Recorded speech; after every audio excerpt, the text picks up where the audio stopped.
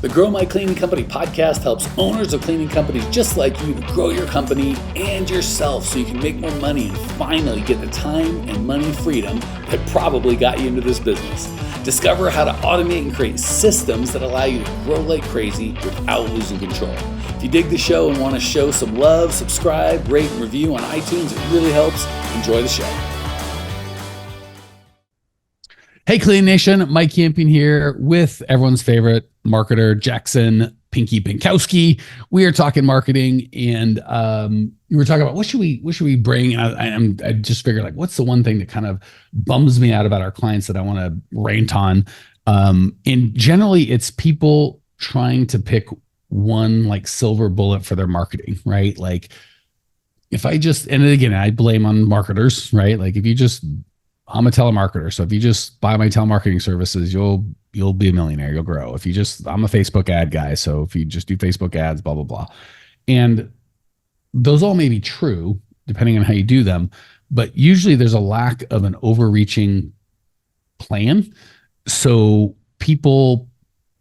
I'll give a perfect example. One of our clients, Danielle, who I love, did a mailing, and I think we just talked today. So he's like, cost her a couple $100, and I think she got $5,000 a month of regular, of recurring clients. So $60,000 a year off of a $200 mailer, and she didn't do any more for another 3 or 4 months. And someone else had asked me to look at some copy, and I was like, we can go over the copy, and that's important, right? The message you have is super important. So I'm not trying to minimize that, but I will take average to poor copy, or the words that you write on a postcard, email, Facebook ad, billboard, yellow page ad, whatever you want to do. I'll take poor copy consistently delivered or put in front of your perfect prospects over the perfect copy inconsistently delivered to the wrong people, right? So people will come to me and be like, I had a magazine call me and they want me to doing their thing. And should I do it or should I not do it? And the problem is, because we're not going from first principles when it comes to marketing, right? So first principles would be, who are my clients, which we don't even ask. Anyone that's got money, homeowners, as opposed to like, who are they? Are they men? Are they women? Do they have kids? Are they old? Are they young? What pain, like really, who are they? And what pain do I solve for them? Well, they have dirty houses. They want clean houses. Like, really? They can clean it themselves. So maybe they want to feel pampered. Maybe they want to feel good when they come home. So we don't really start from that first principles. And then if we have first principles, I help retirees whose main pain is they've always kept a nice house and they're too old to be able to do it now, and their bodies are failing them, and they want to spend their time on the golf course, not feeling embarrassed that they can't physically clean. That first principles, now if I'm like, should I do Facebook ads? Should I do whatever? It's like, I don't know. Where do they go to solve that problem, right? Maybe for them, they go to the golf course, and I would look for advertising there. Maybe the young mom would go to the PTA or her Facebook ad or a Facebook group or something like that. So the big thing I wanted to get, and I'll get Jackson's opinion here, is to move from being platform-based, Facebook's the magic, to being client-based. Like, who's my client? What problem do I solve? And let me have a plan to solve that for them. And that plan should be directly related to who they are and what problem I solve, as opposed to the Facebook ads guy called me and said Facebook ads are the way to go, or the telemarketer, or the postcard guy, or fill in the blank. That's what I'm going to do. Okay. That is the wide open rant. I'm going to toss right into your yard. Jackson, what say you? Feel free to agree, disagree, add on, detract, talk to the people. Yeah.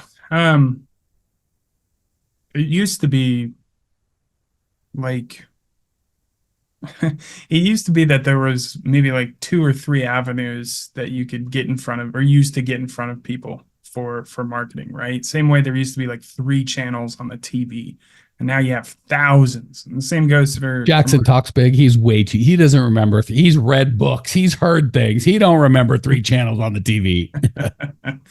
But yeah, nowadays there are so many areas for you to find people. And there are so many people that will tell you that you need to be doing, these ads, you need to be doing a billboard, you need to do a radio advertisement.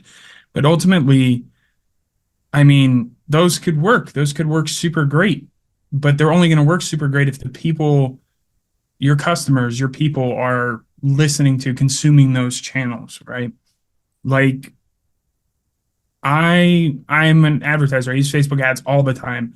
I don't use Facebook whatsoever. And I almost guarantee you most guys who run ads don't touch Facebook and don't look at Facebook other than for work. So you hardly ever see people advertising to people like me on that platform because I'm just not there, because they understand that, because we kind of live that life. And like Mike said, if your perfect prospect is someone who, you know, takes a certain commute to work every day and listens to these radio channels or does this on the weekends and is interacting at these places of business, that's where you want to be in front of them. Sure, they might use Facebook, they might use Google, they might use these things where you can put, you know, digital ads and where people tell you to put stuff, but where you're going to be the most effective and have the most bang for your buck is where they see it, you know, in their daily lives, and where you really break through the noise, because those are usually the places that are overlooked or people don't use to get their message across. Like your golf course example. That's an amazing example, because you can get some great customers for that, because those are people who have that problem. They're like, hey, I want to spend more time on the golf course at the country club and less time, you know, cleaning up my kitchen, or listen to my wife nag at me about cleaning up the kitchen. And that's where the copy would come in. If you did have an ad there and you talked about how great your cleaning services are, you're swinging a miss. But if you talk about, would you like to be here more often? Would you like to play more golf? Would you like your wife to be excited for you when you leave for golf? Call now for a 50-minute call and we'll tell you how your wife will be excited for you to leave to play golf. Like, that's such good. And then you're like, well, how do I do that? Buy her goddamn cleaning service. She'll be happy when you leave, I promise. So there's two things Jackson said that I want to make sure we get, or two. He kind of touched on two mistakes we make as marketers, or as people who are trying to be marketers. One is, or just entrepreneurs trying to grow our business. One is, we don't make it client focused, right? Like we make it, the Facebook guy called, so I'm going to do Facebook, and I'm not going to ask any questions if my clients like Facebook. And the other side of that same coin is we make it to us focused. And I've done this inadvertently. Like, I remember, I'm not an Instagram fan, no judgment, just not. My wife scrolls. That's her favorite. Like, I'll watch TV. She'll literally, instead of watching a half-hour show, she'll scroll for a half hour and she's happy as a clam. But I thought I was dumb because I don't get it. But guess what? Y'all are. We got 15,000 followers on Instagram. We get a ton of people reaching out. So it's just very short. And then TikTok. I don't get that at all. I literally think I'm like, just kids, teenagers dancing. What do I need that for? Like, nope. Our clients are there. So the point is, I guess it's the same point, just two different versions. Make it about your client and where they go, and don't judge. And just like Jackson, he's like, I literally get paid generally for living to run Facebook ads. It's a big part of it. And I don't use Facebook. Like, that's okay. So once, any feedback, Jackson, on what that looks like day to day, how people can go, because again, the other problem is now it gets super overwhelming. So for someone that's like, I just am hearing so many voices and so many different things, how do I know what to do? Any feedback for that guy or that gal? Or I've tried a bunch of stuff and I get, they screwed me. I tried this and it wasted my money. Yeah. I mean, I think the only person, or the only voices that you need to be listening to are your current customers, because those are the only people that, like, you want to find and emulate, right? So if you've got a handful of perfect prospects that you serve, or perfect customers that you serve right now, and you're like, man, I would love another 10 to 15 of Joe and Sally down the street, they're amazing, then go ask them, or like see and talk to them, like ask them questions about, what made you decide to go with a cleaning service? What has it been able to do? What have you been able to do now with less time cleaning? Things like that, and figure out, where do they go? Where do they shop? Where do they interact? And what have they been able to do now that they don't have to spend as much time cleaning their home, or whatever it is that you're servicing for them? Because that's the only feedback that is going to be accurate and true at that point in time. What other people say is just going to be kind of fluff, or might be cool, shiny object, but your customer is going to give you the real plan of attack, because if there are other people like them, they are likely much more likely to be in the same situation, shopping in the same places, interacting with the same services, tools, websites, local businesses, whatever it may be, and have the same pain points. And so if that's really your best place to start, and ignore everything else and focus on what your customer tells you to devise your plan of action there. Real quick, Cleaning Nation, if you can think about how you found out about this podcast, maybe a tweet, a Facebook message, iTunes search, some sort of Instagram post, the only way we grow is word of mouth. We don't do paid ads. We don't run ads. You are it. The only ask I have is if you're getting value, share the love. However you found out about this, if it was a review or post, whatever it is, do that. Pay it forward so the next cleaning company owner can change their life as well. Back to the show. That's such a good point. Probably the worst consultant in the world is friends and family, right? We'll show them a landing page or a website. Like, it's ugly, it's this, it's that, and they give you all sorts of votes. So much money has been spent on marketing because the owner's wife or friends or in-laws, to make them happy, right? To make, so like, everyone, I think we talked about it a couple episodes ago, like people are like, I got to have a website. I need a website. And I can't remember if it was on a coaching call or on a podcast. So it's sometime in front of an audience, I need a website. It was Wednesday at the live event. And I was just like, you don't. It's really not the biggest thing holding you back, or even the top 10 things holding you back. But we think we need it because our friends and family are like, what's your website? What's your website? So it's not, so we get uptight about that. So first and foremost, unless your friends and family are like really good marketers that have actually attracted clients for money and can do it with a positive ROI and have a background, like, Jackson has friends and family, they should listen to Jackson, but it's because he's a marketer who happens to be a friend, not just because it's a friend. We usually just listen to friends who are like, oh, I would do this. Everyone's got an opinion, but they don't know what they're doing. So, and why would they, right? Like, I don't give a lot of marital or legal advice because I'm not particularly great at either of those things. I have opinions, but that doesn't mean you should listen to me. Find someone who's an expert. So first and foremost, yeah, I think Jackson said it right. And he said it two ways. I'm going to encourage the second. First, he said your customer is the only voice that matters. And then he modified it to be like a perfect prospect. So I would say your best customers, right? Whoever you want more of. So your average to max customers, they get a voice, but your perfect prospects, just like Jackson said, if I had 100 of these guys, I could rule the world. That's who you really want to listen to. And just like you said, ask them what made you reach out? What was your big pain? And then use their words. A lot of times we translate it, like they'll use perfect copy and they'll say something like, I just feel like the wheels fall off in the household and my husband and I's relationship is in the dumps. And then we'll translate it. So you can't say in the dumps, it's suffering. We try to make it fancier. Use in the dumps or wheels fall off or whatever the exact words are in marketing. That's what tends to work. So definitely the only voice that really matters is your perfect prospects. And then the second thing Jack said is ask them where they hang out, right? Like, we all think a Super Bowl ad would be amazing to have. It's like, well, are your perfect prospects, as the owner of a cleaning company, like, well, you can only help people within a 50-mile radius or whatever you're going to do. So with a Super Bowl, immediately 99% of the people aren't it. And maybe your customers are not Super Bowl watchers, right? So, or whatever the case may be. So really important that not only when it comes to the copy, for all of it, the copy that we use, ask our perfect prospects. Where we should put that copy so they'll get it, ask our perfect prospects. What pains that they want solved and how do we solve them? Ask your perfect prospects. And we ask everybody because we're embarrassed, right? And by the way, don't ask your happy customers that you've had for 5 years because they're not in touch with the pain that made them take action at the beginning. Ask people, like their friends or people that are perfect prospects, not customers, or very recent customers that are still in touch with what drove them nuts. All right. I feel like I got most of the rant out I want, but I feel like Jackson's still got some wisdom. If we shake him a little bit, we can get some more out. Any thoughts or anything we've missed or anything you want to cover in more depth, Jackson? It made me think of like a perfect example of this, of somebody thinking, like a business owner thinking internally and wanting to kind of boost up their ego or something. So, I love baseball. I go to a lot of baseball games a year, and my team's the Brewers. I'm in Milwaukee, Wisconsin. And for last season, on the first baseline, right at the base of first baseline, there's advertising space. So you get like Pepsi banners, stuff like that, local businesses. And for the whole season, there was Wyoming Sauce Company. And I was like, ooh, I like barbecue. That's a really cool, but like, that's awesome. I've never heard of this brand before. So I look it up, and of course they're from Wyoming. I'm like, oh, cool. Where can I buy it? Can't buy it anywhere in the state of Wisconsin. Can't buy it in Illinois, can't buy it in Iowa, can't buy it in Minnesota. You can buy it in Wyoming, and that's it. Why the heck are they advertising at a Wisconsin baseball game?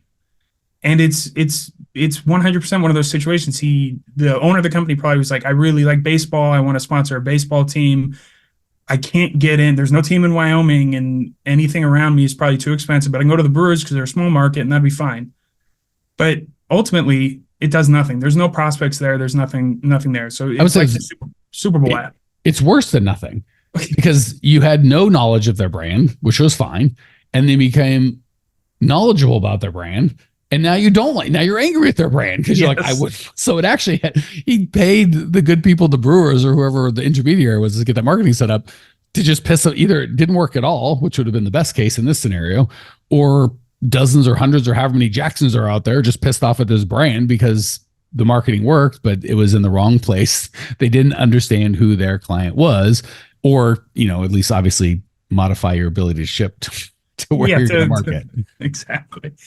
And the same goes for cleaning companies. It's, you can find, and don't, I guess, like, my final thought is again, with everything marketing or everything, you take yourself out of the picture, because oftentimes I see a lot of people will say, oh, there's no way my perfect prospects go to, this shop, or you read the local business guide or anything like that. And oftentimes it's the exact opposite of what you would think. So what you think is right is usually, I don't want to say wrong, but it's your thinking. Like we say, it's you're putting yourself into it when it's all about the perfect people.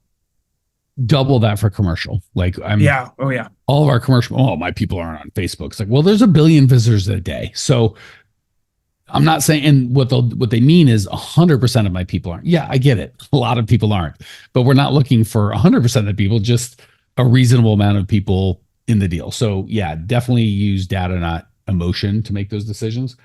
And God bless it. There's one other thing. I was just on just did a podcast. I don't know if it'll come in out before this or after this, but with one of our clients named Patty, and she said it perfect. She's like, I was counting my client's money, or I forget how she said it, but because she, young gal, kind of new home, like not probably at a place in her life just yet. She's getting there though. Where, spending $400 or $500 a month on cleaning service would make sense. So she put that on our clients, and then makes it impossible to get good prices.